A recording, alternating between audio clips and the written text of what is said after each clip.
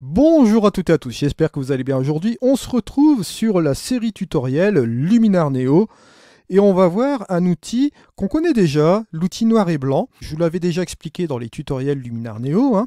Je vous rappelle, si vous n'avez pas vu la playlist Luminar Neo, je vous la mets en haut à droite, c'est une mine d'informations. Je vous avais expliqué une manière d'utiliser l'outil noir et blanc d'une manière non conventionnelle. Je vous mets ce tutoriel en haut à droite aussi également. Vous verrez, c'est une méthode, un petit tutoriel assez sympa et très très court qui vous permet d'utiliser la couleur sans la couleur et par l'intermédiaire de cet outil bien sûr. Là aujourd'hui, on va toujours utiliser cet outil d'une manière non conventionnelle, d'une manière plus ou moins créative et très utile, vous allez voir ici tout de suite. Alors on y va, c'est parti. On est dans Luminar Neo et on va s'amuser avec cet outil noir et blanc. Alors pour la petite histoire, là j'ai fait déjà le petit développement assez rapide préalablement. Je l'ai laissé tel quel. C'est pas l'objectif aujourd'hui puisque là après je vais utiliser les différents outils dont notamment ce fameux noir et blanc. Alors je vais ouvrir cet outil. Cet outil, vous allez le voir ici, la conversion noir et blanc vous permet de convertir une photo couleur en noir et blanc. Si j'appuie sur ce bouton, vous voyez que là, bien évidemment, on a la photo couleur qui est maintenant en noir et blanc. Ensuite, vous avez deux boutons, la luminance et la saturation. On va reprendre ensemble les fonctionnalités aussi de base de cet outil pour bien sûr avancer après dans une perspective un peu plus créative. Là, vous avez donc la luminance et la saturation. On va s'attaquer d'abord à la luminance. Vous voyez ici que vous avez 6 curseurs. Alors vous allez me dire pourquoi il y a 6 curseurs, rouge, jaune, vert, cyan, bleu et magenta. Pour ceux qui me connaissent sur la chaîne YouTube, et pour ceux qui me découvrent aujourd'hui, j'avais réalisé il y a quelque temps de cela un épisode sur la synthèse additive RVB.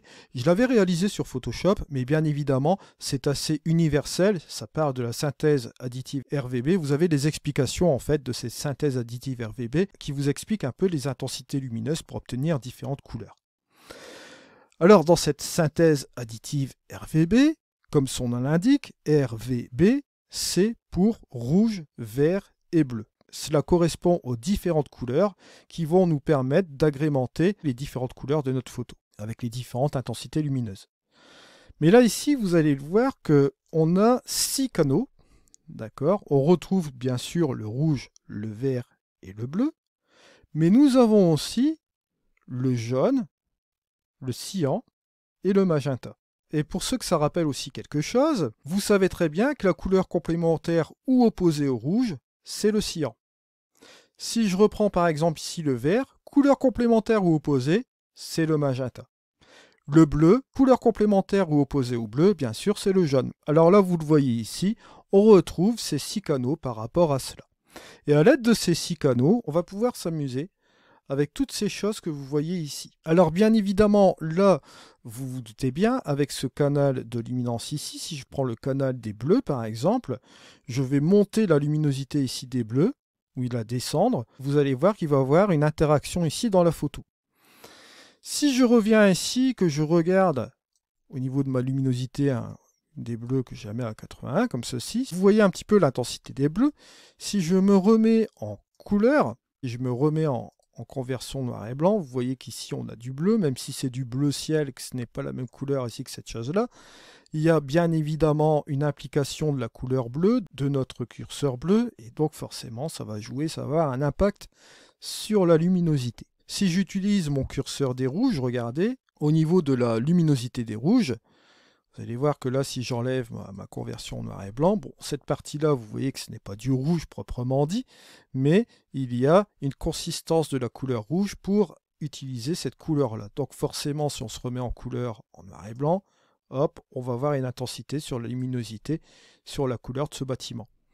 Si j'utilise le jaune, regardez ce qui est en train de se passer. Eh ben, vous allez voir aussi que, en fait, là, ici, ça va interagir aussi. Pourquoi? Parce que vous avez une certaine intensité lumineuse. Pourquoi? Parce que, forcément, pour obtenir cette couleur, on va avoir une partie d'intensité lumineuse des rouges avec une partie d'intensité lumineuse des jaunes, comme vous le voyez ici. Donc, en sachant tout cela, bien sûr, vous voyez que, bon, là, je vais revenir ici à 0, j'aurais pu très bien revenir avec la flèche de retour. On a la possibilité de jouer sur l'entièreté de l'image de manière locale par rapport aux différents curseurs de couleurs que vous voyez là. Chose qui est intéressante, bien sûr, mais vous avez autre chose qui est relativement intéressante, c'est la saturation. La saturation, regardez, si je viens ici sur les rouges, boum, regardez ce qui se passe. On va voir une interaction ici sur différentes parties de la photo. Et comme vous pouvez le constater, on est en train de coloriser un peu la photo, là, parce que si on part à 0 ici, on n'a pas de saturation du tout, on est sur du noir et blanc.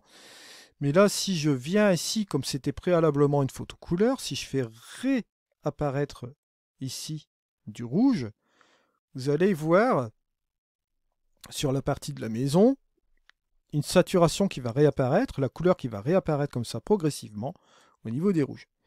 Ici, au niveau des jaunes, regardez, hop, je vais intervenir aussi. Hein. Voilà, vous voyez que dans la photo, vous avez bien évidemment la pierre qui commence à réapparaître. D'ailleurs, regardez, si je prends par définition ici le curseur des rouges, vous voyez que la pierre ici, il y a une interaction ici avec ce curseur des rouges, parce que vous voyez qu'il y a une intensité lumineuse dans les rouges qui est utilisée pour justement utiliser la pierre, pour la couleur des pierres, et également aussi au niveau des jaunes. Et vous voyez aussi, par exemple, si je vais utiliser le bleu, ben, vous avez la même chose aussi, comme vous le voyez ici. Le magenta, ça va être aussi à peu près la même chose. Le cyan, ça va être interprété aussi de cette manière-là. Et vous avez aussi le vert. Alors bien sûr, si vous allez avec la saturation juste comme cela, d'accord, à fond avec les curseurs, vous allez tomber sur la couleur là, comme vous le voyez ici. Ça va être hyper excessif parce que, bon, à l'origine, vous voyez que la couleur n'est pas du tout comme ça. C'est super saturé. Alors ce qu'on peut faire, bien sûr, c'est revenir sur des valeurs qui vont être plus ou moins raisonnables, on va dire sur 50, la moitié. Hein. On va réduire tout cela de moitié plus ou moins. Et là, vous allez voir que là, ici, ça va être relativement intéressant avec les couleurs comme vous voyez là. Pareil, on peut revenir sur la luminance. Et là, bien sûr, on va pouvoir interagir avec la luminosité ici des différents curseurs au niveau des couleurs. Voilà.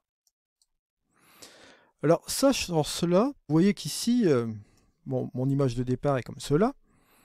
Là, vous avez le après, puisqu'on a interagi avec les différentes couleurs. Sachant cela, vous savez très bien que là, maintenant, à partir de cet outil, vous pouvez bien sûr ajuster toutes ces couleurs de saturation à votre souhait. D'accord ? Mais si vous le souhaitez, et ça va être super intéressant, vous pouvez travailler canot par canot. C'est-à-dire que là, si vous décidez par exemple de venir ici et de revenir sur la luminance sur ce même curseur, regardez, on va pouvoir interagir ici sur la photo couleur et lui attribuer ici différents réglages et différents attributs sur sa luminance et sur sa saturation. Si je ramène ici au niveau des jaunes, vous voyez, on a cet aspect-là. Si je reviens sur la luminance, regardez, on peut jouer aussi, bien évidemment, sur ce curseur au niveau de couleur là, au niveau d'intensité.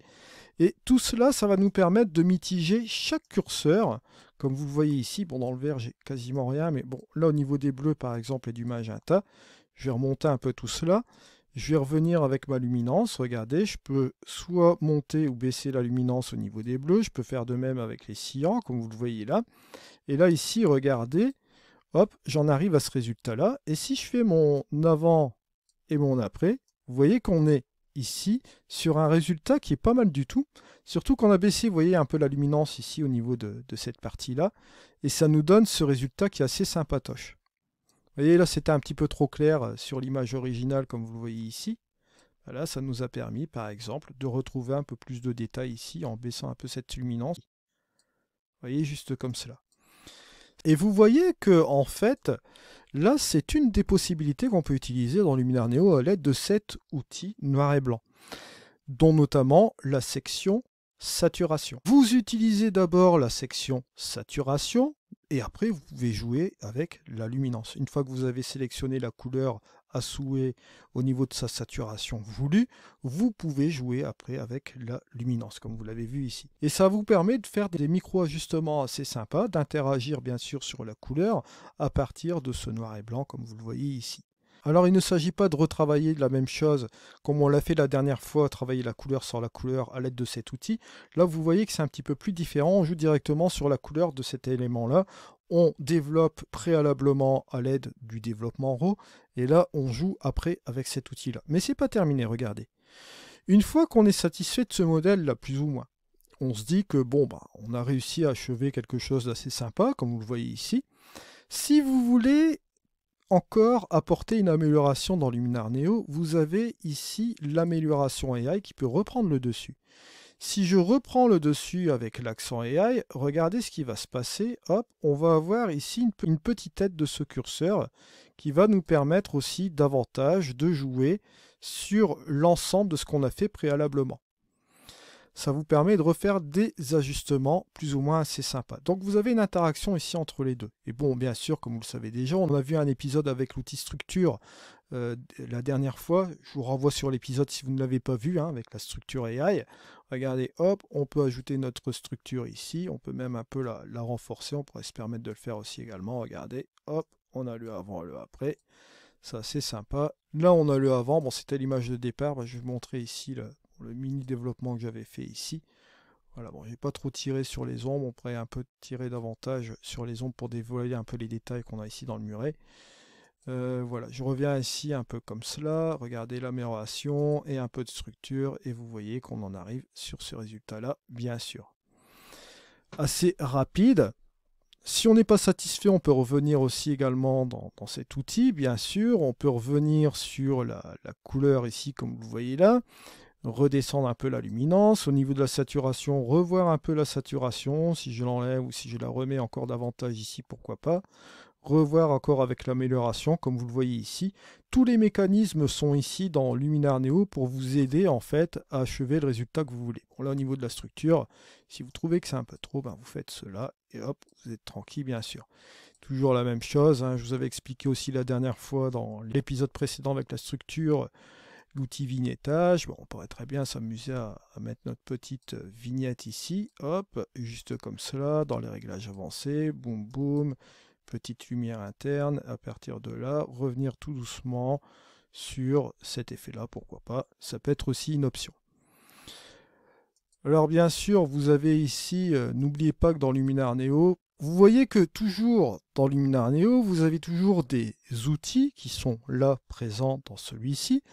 Vous pouvez les utiliser de manière non conventionnelle, d'une manière un petit peu plus créative, d'une manière plus pratique. Et en plus, n'oubliez pas, une fois que vous avez utilisé votre outil, vous pouvez l'utiliser une seconde fois si vous le souhaitez aussi également. Vous pouvez moduler deux outils si vous le souhaitez, ou l'utiliser aussi par masquage. N'oubliez pas.